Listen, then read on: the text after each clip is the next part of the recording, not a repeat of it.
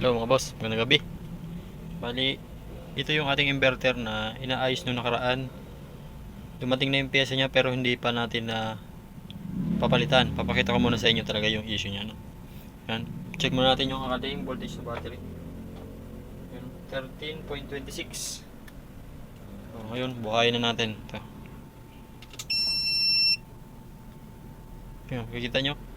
Wala siyang output na lumalabas. Tapos papansin nyo, kumikindap-kindap yung load niya. Sukatin natin yung kanyang AC output. AC output. Ayan, mapapansin nyo. Nagpa-fluctuate yung kanyang AC output. Hindi stable. So, tara. Kalasin natin. At palitan na natin ang pyesa kasi dumating na yung pyesa na in-order natin. So, ayan, nakalas na natin.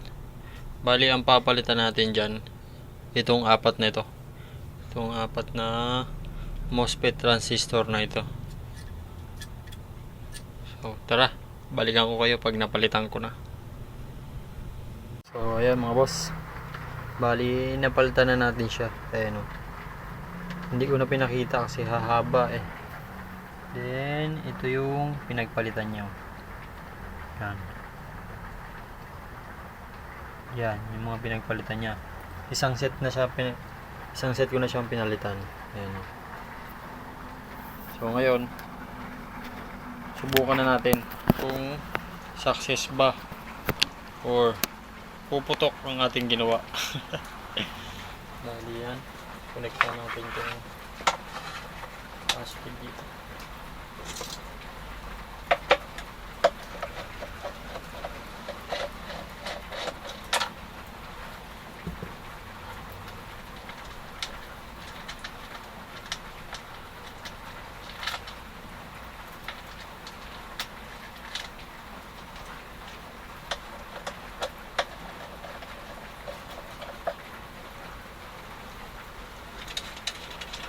Ayan itong negative. Medyo malakas ang spark nito. Pag unang dikit siya, malakas siya. Oh, diba? Lakas. Ganun pag unang spark yung una. Lakas talaga yun.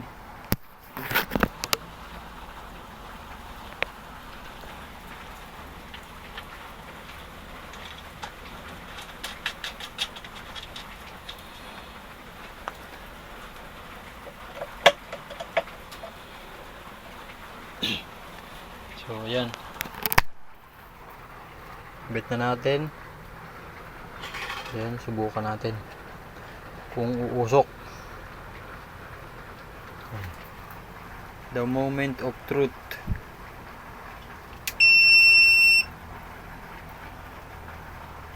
Oh. Diba? Kaso, mababa yung kanyang voltage, oh. 202 lang. So, ayun. Ito pala yung ating pinalitan. Ayan o. Yan pala yung apat. Sorry. Kala ko ito. 6 pala yan. Ito yung pala yung apat. Ito. Yung nasa kabila na yan. Yan. Yan. Kaso, 202 lang yung voltage nya. Sukatin natin ang multimeter kung 202 nga ba.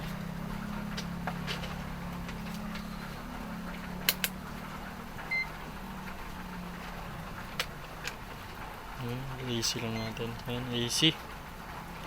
Pati natin yung voltage niya. 201 lang talaga.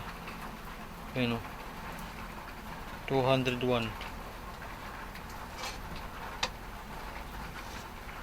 Hindi na siya 220.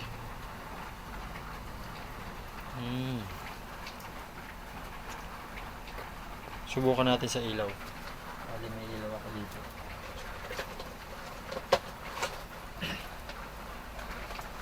May ni-ready akong ilaw dito.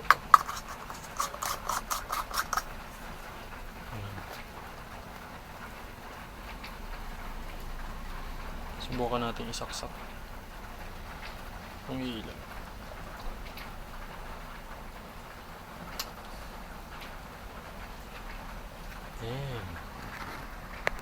Diba? Maliwanag naman siya. Off natin yung flash natin.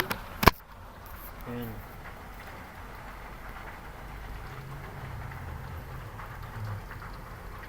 Yan, pansin nyo, hindi na nagkukurap yung kulay blue. Kanina kumukurap-kurap yan. Ayun, stable. Kaso, mababa yung kanyang voltage. So, comment kayo mga boss kung alam nyo yung dahilan nito, kung paano may adjust yan. Comment nyo sa baba.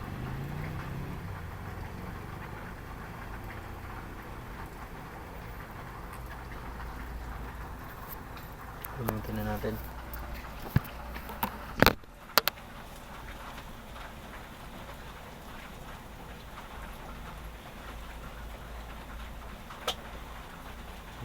At least success yung gawa natin, kaso meron lang maliit na problema, kayang solusyonan yan.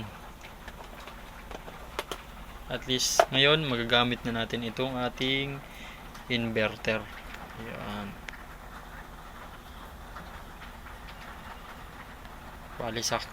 Kahit pa paano success pa rin yung ating gawa.